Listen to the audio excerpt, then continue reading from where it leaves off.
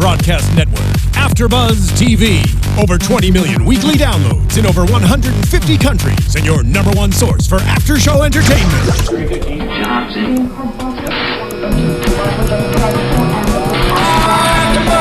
AFTERBUZZ TV, the destination for TV superfans, producing after shows for over 300 of your favorite TV shows, interviewing celebrities and showrunners, and bringing you behind-the-scenes exclusives. All thanks to E! Entertainment's Maria Menounos, producer Kevin Undergaro, and internet leader Akamai.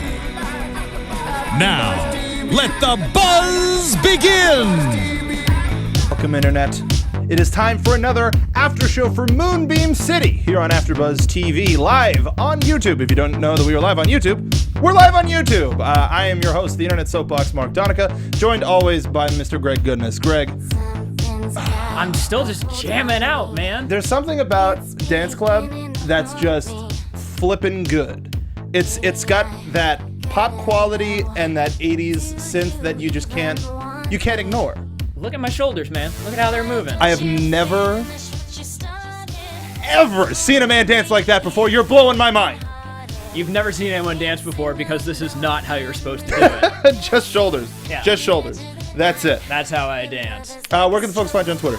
They can find me on the tweets at Greg Goodness. Where can they find you on the tweets? They can find me on the tweets at SoapboxMark. We're going to be taking your live tweets using the hashtag ABTV Moonbeam City, as well as we are going to be trolling the chat as we do every episode. So welcome. This week, we're going to be talking a little bit more about the character side of it because we finally got to see some character. I know. In the Strike Visualizer Strikes Again. Kind of giving it away at the top, but that's okay. Oh, this is the name of the episode. No, I know. That's what I mean, is they gave it away with the title of the episode. Yeah, we did get to see a little bit more background. We learned a little bit more about our characters. They are no longer just these weird projections of violence and sex. They are people, dang it. Well, I mean, they are still these weird projections of violence and sex, but they now we know a little bit more about what turned them into that. Right. And this weird flashback. I mean, let's start with Dazzle, because he's our main character. We learned a lot about him tonight. Oh, yeah. In the weirdest possible way. Absolutely. In the introduction of this character, Nocturne von Groff, we find out that bowling was a huge part of his life, and this what's known as strike visualizations, the arguably crappy art that you see after you get a strike or a spare at a bowling alley, helped him get through the death of his mother. Yeah, that was definitely a strange thing. I don't even think he was necessarily bowling. He just really enjoyed all of those animations. Mm-hmm. They really brought it out for him. I loved all the names of what was going on for that. By the way, just to get a little bit sidetracked, the spect happenings that he would throw.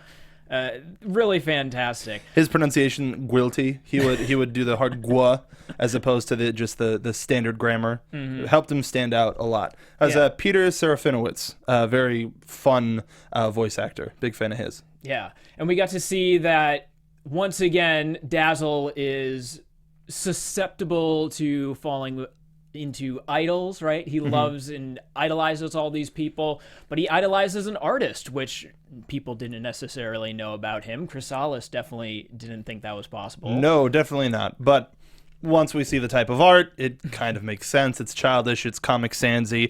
I don't think I've ever seen any of those strike visualizations with a name tag at the bottom of it, like somebody signing, yeah, I'm proud of this. Yeah. But at the same time that all of this is happening, Dazzle falls into the trap of an idol, and there's this Moonbeam City maniac on the loose. How early did you figure it out? I mean, pretty much right away. Yeah. The thing is, with Moonbeam City, it's not about the destination, it's the journey. Yeah. And I think that's pretty much true with any animated comedy, right? It's like, it's nice to be surprised and everything, but ultimately, this is a show where you can really just kick back and enjoy the ride. Yeah, it's not really about the mystery. Yeah. And more rewarding than that was, again, we got to see a little bit of a journey with Dazzle, right? We got to see how we had talked a little bit in the last episode about how this show really not only visually goes into the late 70s, early 80s, but really falls into the tropes of movies and entertainment from that time. So it totally makes sense, at least in my mind, that Dazzle, of course, had a parent who died when he was really young and then became the best cop that there could be. I wonder if that story will change. If it'd be like a Joker-esque, like there's a different reason why his mom died every single time, and he just got inspired all these different ways. Because I don't put it past him. He's probably insane. Pretty malleable, yeah. And yet we have this link into this crazy world with Chrysalis. And that kind of came into the forefront in this episode where she's put as the leader of this task force in order to find the Moonbeam City maniac. And she's the only one doing actual police work. And even at the end of episode 1, where Dazzle and the carjacker are just firing off at each other and never hitting each other, Chrysalis just takes one shot and hits the dude. She's the only person on the force, aside, arguably, I would assume, from Pizzazz, that actually does her job and does it well. Yeah, and I thought it was really interesting seeing the change from the first 2 episodes where she was she an intern, I want to say again, in the first episode? She was the equivalent of a PA. She was starting out at she was essentially in the mailroom. Yeah, and so that was nice to see her kind of grow into her own. Dazzle said it at the end of the episode that she came into her own, right? But I'm glad that we have someone who, okay, she's competent, but she's not just that stereotypical underling, like, oh, what's going on? My bosses are acting crazy. She sees all of the insanity, and instead of just going, what am I going to do? She has to deal with it. Yeah, she's actually taking charge, which is a good thing. But I thought it was also interesting, we got to peek into that world a little bit more, into her mind, and that she really is this milquetoast sort of white bread. Not generic, I think, was a word that was on the tip of your tongue. Well, I don't want to say generic because that implies, I think that has a negative connotation to it. But when we were talking about how Dazzle sets up that, oh yeah, well, it'd be like if you met the president of a glasses factory. And then the glasses factory gets destroyed and she's actually heartbroken. Not the glasses factory. So it's like, yeah, she really is this person. It's not just, oh, it's the put upon young female underling. It's someone who actually is this. It's a little more like Lisa Simpson. Right. That's a good descriptor. Yeah. Okay. As much as she tries to be her own person, she does fall into some of the tropes that make her appealing on sort of a subtextual level. And Dazzle calls her out on it. And so you can kind of say that he's really good at reading people in a bizarre way, like super accurately. Unless you're a murderer, in which case he gives you the benefit of the doubt. Literally as he's murdering people around. I hope I didn't just kill an innocent man after he's standing on top of a giant bolodome with a nuclear bomb. It had the nuclear thing on it strapped to his body. And he saw him shoot cops like in front of him. And that is something you do have to hand to Dazzle, is he's not easily shaken to a fault, and he sticks to his convictions. And even as his opinions of Von Groff start to change, he acts in ways that we haven't seen him that make him a little bit more responsible. Like Rad in finding all of the I'm sorry, I'm thinking of all of the famous murder strike visualizations that they did. That was funny, but disgusting. It was a bowling snuff film. It was so bizarre, but and Rad is rightfully so puking his guts out, but Dazzle saves him from being shot. He didn't save those other 2 cops, who knows what number of mugs they had back at the station, but he saves Rad.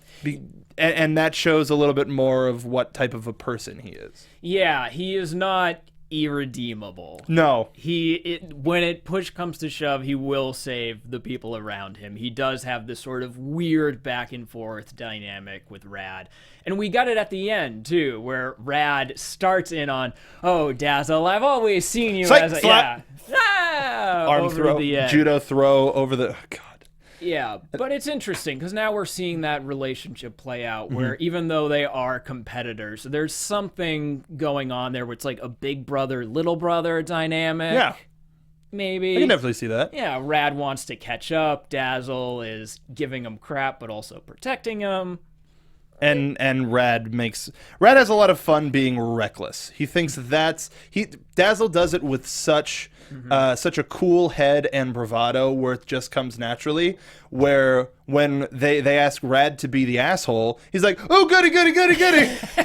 Yeah, that's fun. And that's also, again, seeing him as a competent police officer in his own weird way. Yeah. That he's not total. It's not like we saw in episode 2, which, as funny as it is to see him when he's totally failing and incompetent and getting covered in his own vomit or feces or whatever bodily fluids that it is. He got covered in blood as well. I'm this remembering episode. the bloody the monologue of last week. Oh, he got covered in the poop. I pooped in that poop. I didn't know which poop was my poop. But he's not totally helpless. No. When he needs to be, he can have certain skills that are applicable in this world. We've seen, as of episode 2, we have already seen the majority of the characters anyway at a very low point. Right. And now that kind of gives us an idea of how we want to see them succeed now. Yeah. And this, in a way, this was the first time where they competently stopped something, as opposed to they failed their way into it. Yeah, that's a very good point. They may have figured it out at the very last second, but they thought, or Chrysalis thought of the plan to get all of the best bowlers in Moonbeam City across however many bowling alleys there are, probably just as many malls as there are in Moonbeam City, to bowl a perfect game, because Von Groff is just that into himself and into bowling and all of the bowling terms and German and French and just psychopathic. But they came up with a plan to stop this guy, as opposed to, oh yeah, my stage broke and I totally gored a dude through his head. Yeah. I mean, ultimately, I think the show is really starting to come together as a vehicle. Yes. Right? As a competent working machine. Not that they're coming together as a team now. Yeah. Like instead of everybody being on their own, Chrysalis being added into the mix has now added this element of, here's a 4-person team where everybody knows what they're supposed to do,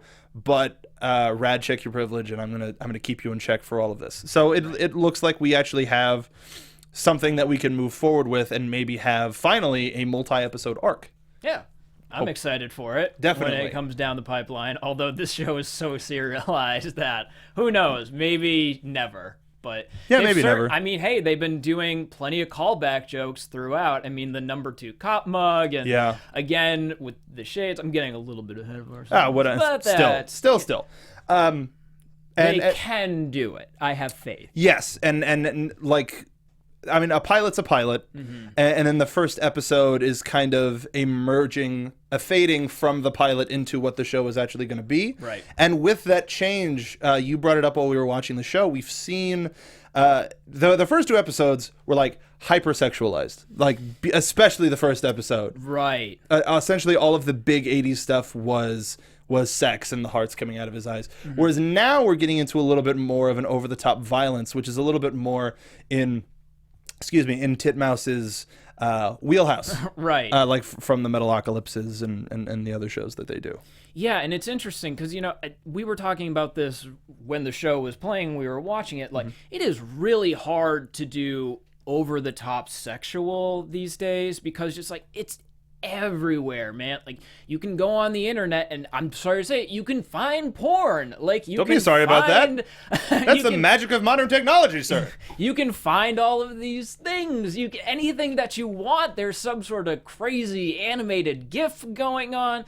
So it's so hard to do that and push the boundaries in terms of like, oh, we're being naughty by saying that, oh, he likes sex. Like, that just, it doesn't cut it anymore. No, yeah. So for me, it was really rewarding to see this show. It's going in a new direction for me, where it's pushing boundaries as opposed to just these flat, like, sexual sort of characters. If you're going to push boundaries, you're going to do it in a cool new way. It's a little more nuanced. Like we saw with Quasar Daniels, there was again, amazing names. There was the illusion that her and Dazzle have done it before, and she's a badge bunny, and there's definitely sex there's definitely sex in this world. As there should be. Yeah, it's better to acknowledge it than say it doesn't exist. And there are the times when other shows use it for storylines, and I think there will be other times. I don't think we're going to see the end of it. I think there's definitely going to be crazy allusions throughout the series, but as well as hopefully something as ridiculous as Aisha Shah and Dazzle in episode 1. That was just pure madness. But in terms of the violence in this episode, not just in the strike visualizations, that's it now. Like that's the term that's going to be in my mind now. Anytime I go bowling, like, check out this strike visualization. What is this, stupid cartoon? No. You don't get it. You don't understand this art form. A transmedia divatarian made this. Which, by the way, I went to a media production college, and I'm sure that at some point someone tried to claim the name transmedia divatarian. How perfect is that?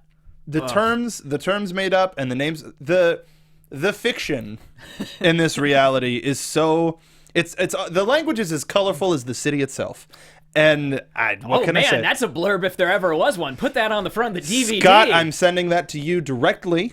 Please, would love to see you on the show. But it's true. Is they use all of this flowery, colorful language that if you don't actually know what it means, it's flowery enough to get the message across of why the person is saying it. Yeah. And you can look it up later. You can watch it with captions as we did, but it was Von Graff is just a completely different type of psychopath than the rest of our cast. Yeah, and it's a different type of psychopath than what we see on TV normally. A bowling-obsessed murderer, mass murderer. Absolutely. And by the way, since you were talking about watching it with captions, you need to go back and watch it with captions, if only to hear the parenthetical of flat maniacal laughter. Yeah. Which is what they use to describe Von Graff's weird towards the end. That performance was so bizarre, and it kept you interested in what he was all about. Yeah. And the use of a pin puller as just like something to carry him away, and he had like the I don't even know what it's called for when they sweep the lane, grab the women and pull them up towards the stage. Yeah. And they were just like, whatever, no like dangling legs or whatever, is madness. I mean, we got to talk about the animation on this show. Yes, we do. And what has been sort of progressing, because when it first came out, a lot of reviews said, yeah, it's good, but it's really striking visuals, it's very colorful, but I don't know, not a lot going on. It's people sort of standing and talking. I would challenge anyone who said that to go back and watch the scene in, God, was it Trapezios? Trapezios. Oh my God, just the sheer volume of stuff going on in the background. Yeah, the two people colliding each other in midair. Everyone falling and swinging around and dropping off drinks. Swinging into frame and out of frame. That was a busy scene. Yeah. Not just like a nightclub scene where you can just do a stock like black shadow people in the background, and you have your main players up front. No, that was impressive. A lot of love and attention to detail going into this one. And the timing on all of these things. Just the visual of that wrecking ball coming in and murdering Flash Delaney is like, come on, man. That's perfect execution. And Flash Delaney is probably the most normal sounding name in this series. It's still a weird name. Yeah, but like Delaney, that seems like a regular name, and Flash is becoming more and more of a public lexicon because of the Flash Thompson from Spider-Man. Like that's less of a crazy name, so it made it seem like he's more of an average cop from an average time who they didn't buy into the common use of X amount of time before retirement. He retired. He was retired. He was off the force. Yeah, he was fine. You shouldn't be worried about this guy wrecking ball. 0 days away from retirement. Still said with much regret. Even just the little flashes on the news of like the hot air balloon through the glasses factories you mentioned before, and also just the different angles. Yeah, it wasn't as flat. It wasn't as just standard two shot. Yeah, it looked like they've had more of a chance to play with the camera now. And camera, quote unquote. Well, yeah. But we get more full body shots, less close ups. Even though the like straight up headshots are super dramatic and super 80s and help set up whatever visual gag is behind. It's still, even the scope of seeing the top of the Bola Dome and the helicopters and everybody's clothes moving in the helicopters was really impressive. No, it's a very strangely beautiful show. It's a combination of it's really the art style, the art style that's carried over from the 80s, and it all comes together in such a weird way, and Titmouse is so good with their timing. What was your favorite strike visualization? Favorite strike visualization? Oh God! Whether it was one of the macabre, snuffy film ones, or one of the ones that we saw in a bowling alley. God, there were so many to choose from. I'm honestly gonna say it's the Matador one because I think I've legitimately seen that. I'm like, what is going on here with the bull and the Matador? With like the gross fiddle music, like the bizarre like MIDI fiddle. Yeah. And yeah, the music on that was so on point because it's always such terrible music. And also another reason to turn the captions on. Yeah. Is to see what it puts for that music. How about yours? You have to have one, I'm sure. I think I've got to go with the most striking one, which I think was striking. Yeah. Bazing. Yeah. Cha-cha-cha-cha. This show is gonna drive us insane in the best possible way. The one that made me just go, whoa, what the hell, has got to be the Kennedy assassination one. Especially because they flashed back to Balswald in the library, and he's just like, yeah. And the ball on the grassy knoll. So stupid, but amazing. They do such a good job with visuals, not just in that, but I mean, come on, the Seven reference where they had all the balls hanging from the pins hanging from hanging from there. I'm sorry. Just like,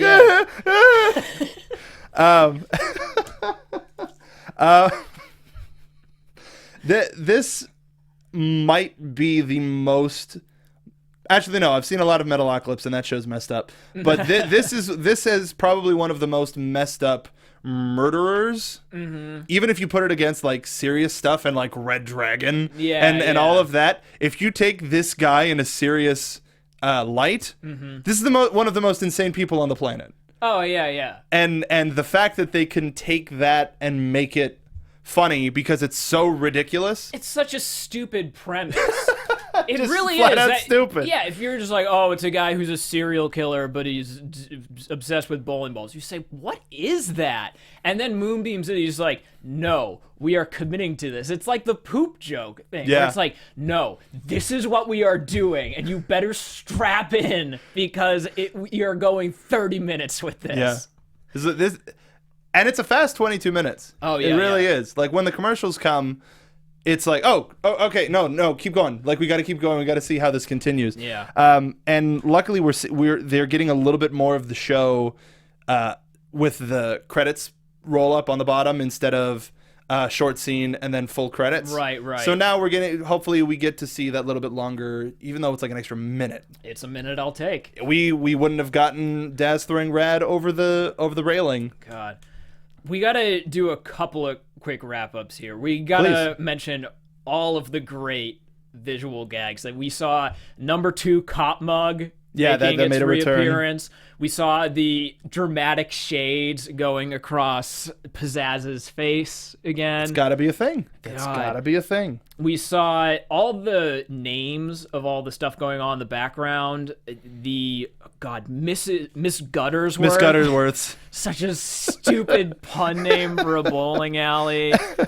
Trapezio's, I love that. I love the guy holding the "keep balls out of our school." Yeah, because it was there were protests for wrecking ball control, and it was the newsman's opinion that it wasn't the wrecking ball, but the actual mechanism that swings the wrecking ball.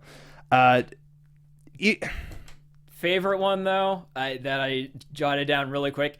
The banner that says "Happy Retirement" and then in old 80s printer paper on the bottom, "From Life."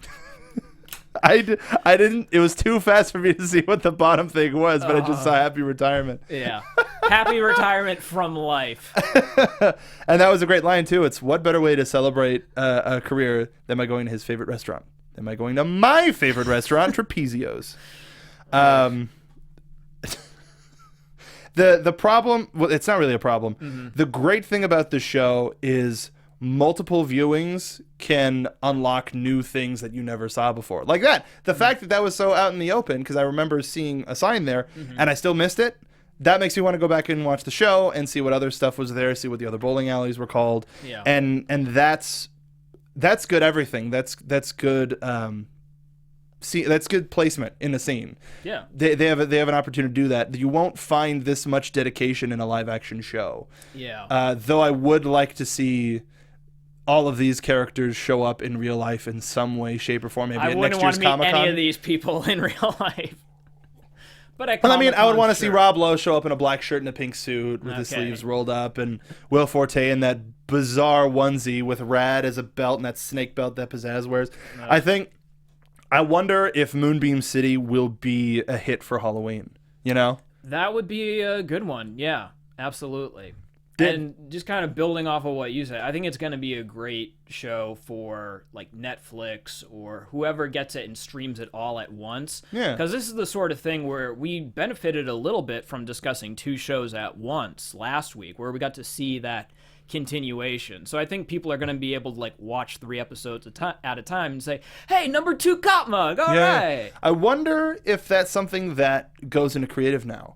If post-air streaming is something where, like, we want you to have these references so people want to watch the next episode immediately. Yeah. Now that we have that ability, I think it's par for the course. I know Comedy Central, or at least South Park, has a deal with Hulu, and they get every episode the day after it airs. Hey, South Park Studios. Yeah, that's a really good way to acknowledge your digital audience, and Comedy Central is really good about that. Yeah. So I would like to think that we would at least have, for the week that first episode's air, it's available unlimited digitally, and then once the season is over, here's the whole season, check it all out. I don't know why you would buy it on iTunes when it's so readily available streaming, but you should. Give them all of your money. You should.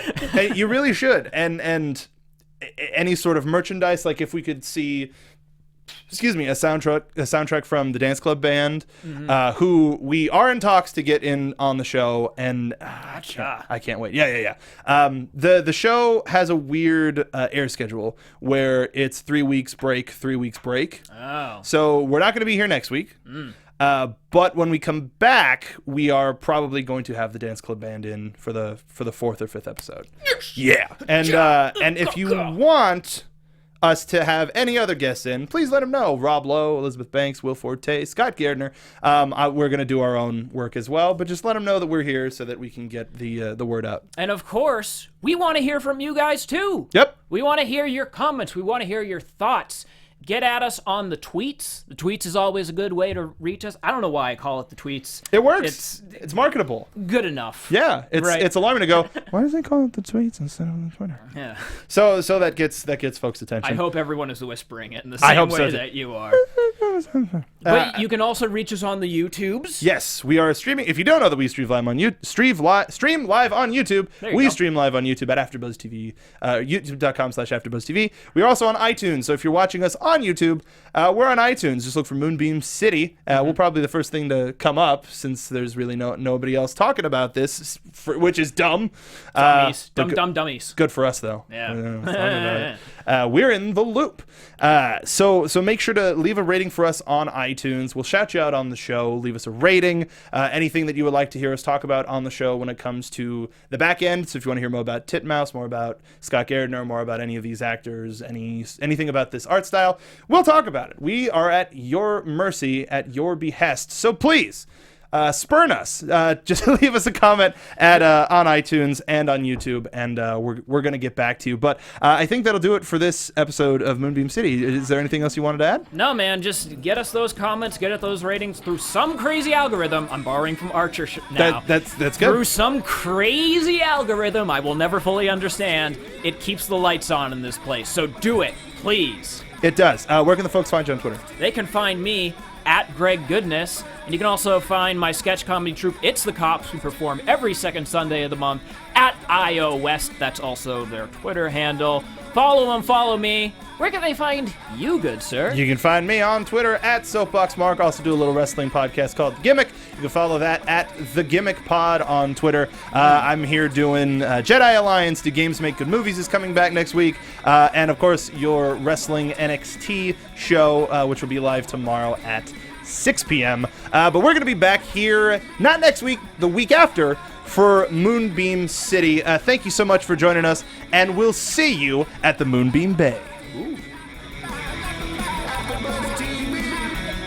From executive producers Maria Menounos, Kevin Undergaro, Phil Svitek, and the entire AfterBuzz TV staff, we would like to thank you for listening to the AfterBuzz TV network. To watch or listen to other after shows and post comments or questions, be sure to visit AfterBuzzTV.com. I'm Sir Richard Wentworth, and this has been a presentation of AfterBuzz TV.